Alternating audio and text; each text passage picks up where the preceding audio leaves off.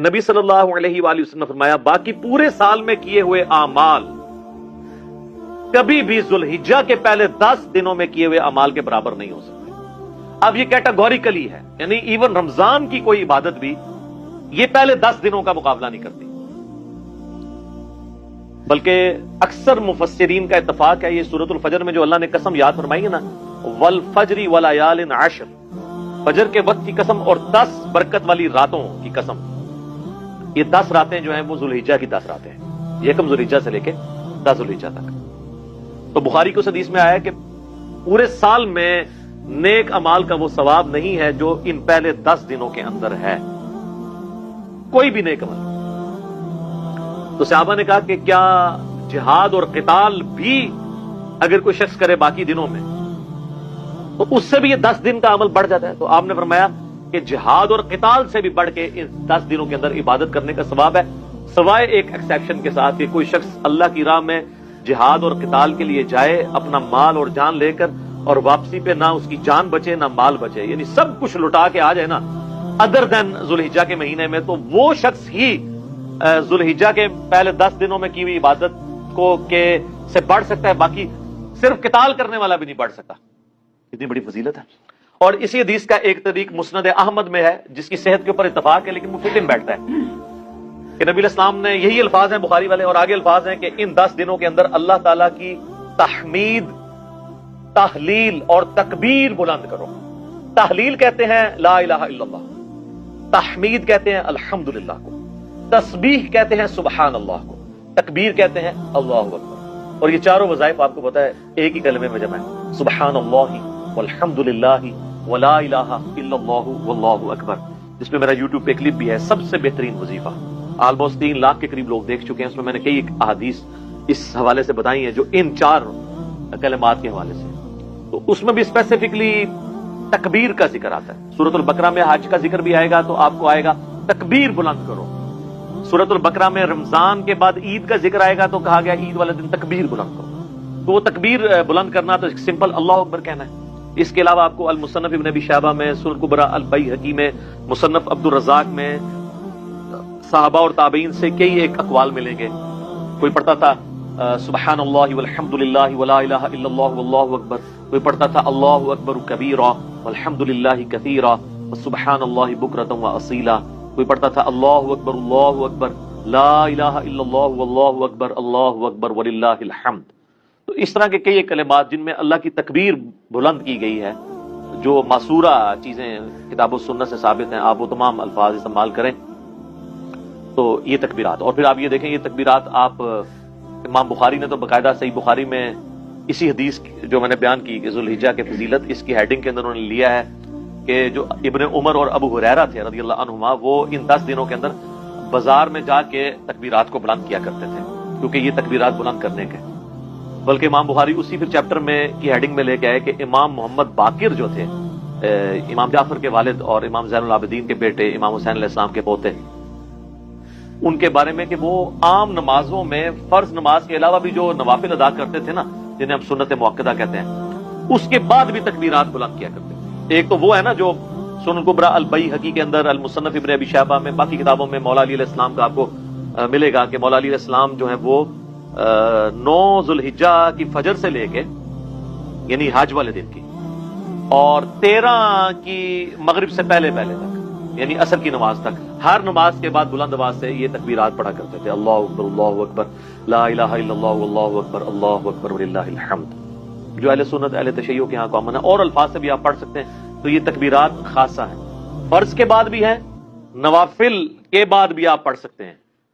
और इसमें जो आम सुन्नत अज़कार है ना, जिस तरह सलाम फेरते ही हम पढ़ते हैं अल्लाहु अकबर अस्तगफिरुल्लाह अस्तगफिरुल्लाह अस्तगफिरुल्लाह अल्लाहुम्मा अन्तस्सलाम व मिनकस सलाम तबारक या ज़ल जलाली वल इकराम, वो आपने अपनी जगह पढ़ना है।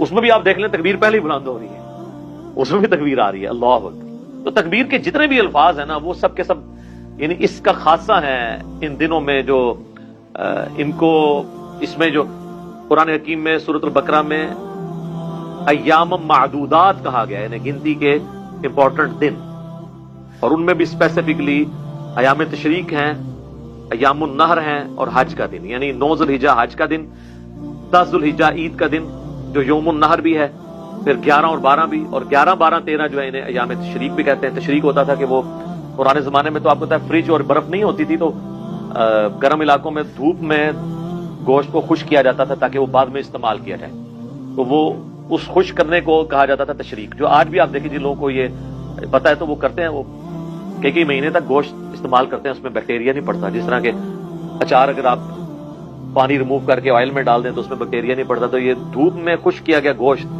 اس عمل کو تشریق کہا جاتا ہے، اس لیے وہ ایام تشریق کہلاتے ہیں کہ اس میں گوشت کو وہ دھوپ میں خشک کیا کرتے تھے۔ تو ایام تشریق کے اندر آپ نے یہ تکبیرات کو بلند کرنا ہے، عید والے دن بھی کرنا ہے۔ 9 ذی الحجہ کی فجر کے بعد سے شروع ہو جاتا ہے، اور اس میں یہ ہوتا ہے کہ بعض اوقات آپ کی جماعت سے نماز رہ گئی ہے اور آپ ویسے پڑھ رہے ہیں تو اس میں بھی آپ نے کرنا ہے، تو یہ ایک مشروع ہے چیز۔ اور اس کے علاوہ بھی آپ ان دنوں میں بلند آواز سے بازار میں بھی بلند کر سکتے ہیں، لا الہ الا اللہ وحدہ لا شریک لہ لہ الملک ولہ الحمد وہو علی کل شیء قدیر۔ تو یہ سب کی سب تسبیحات ہیں، یہ سب کی سب تسبیحات آپ ان دنوں میں کریں۔ اور اسی طریقے سے ایک اور امپورٹنٹ چیز جو اس میں آتی ہے وہ یوم عرفہ کا روزہ بھی ہے، وہ ذو الحجہ کی 9 تاریخ کو آپ نے رکھنا ہے، وہ بھی اس کی عبادت کے اندر شامل ہے۔ صحیح مسلم میں نبی صلی اللہ علیہ وآلہ وسلم کا فرمان موجود ہے کہ میں اللہ سے امید کرتا ہوں کہ یوم عرفہ کا روزہ 2 سال کے گناہوں کا کفارہ بن جائے گا، 1 سال گزرا ہوا، 1 آئندہ، یعنی یہ گناہ صغیرہ ہیں، کبیرہ تو صرف توبہ سے معاف ہوتے ہیں، تو وہ بھی اس کی عبادت ہے کہ یہ عبادات اس کے اندر آتی ہے۔ اور وہ آپ نے اپنے علاقے کے مطابق دیکھ کے چلنا ہے، یعنی جہاں پہ آپ کی 9 ذی الحجہ بن رہی ہے آپ اس اعتبار سے لے کے چلیں۔ تو یہ کئی ایک عبادات ہیں، یعنی ذو الحجہ کا مہینہ حرمت والا مہینہ بھی ہے۔ آپ بخاری مسلم کی وہ حدیث بھی دیکھیں نا، نبی علیہ السلام نے جو یوم النہر کا خطبہ دیا تھا منا کے میدان میں، تو آپ نے کیا فرمایا تھا؟ سب سے پہلے پوچھا آج کون سا دن ہے، صحابہ خاموش ہو گئے۔ آپ نے پوچھا یہ کون سا مہینہ ہے، صحابہ خاموش ہو گئے، اور صحابہ کہتے ہیں ہمیں پتا تھا لیکن ہم خاموش اس لیے ہوئے کہ ہو سکتا ہے نبی علیہ السلام اس کا نام تبدیل کرتے ہیں، اور کہا کہ یہ کون سا شہر ہے، تو صحابہ خاموش رہے۔ تو آپ نے فرمایا کہ کیا یہ ذو الحجہ کا حرمت والا مہینہ نہیں ہے؟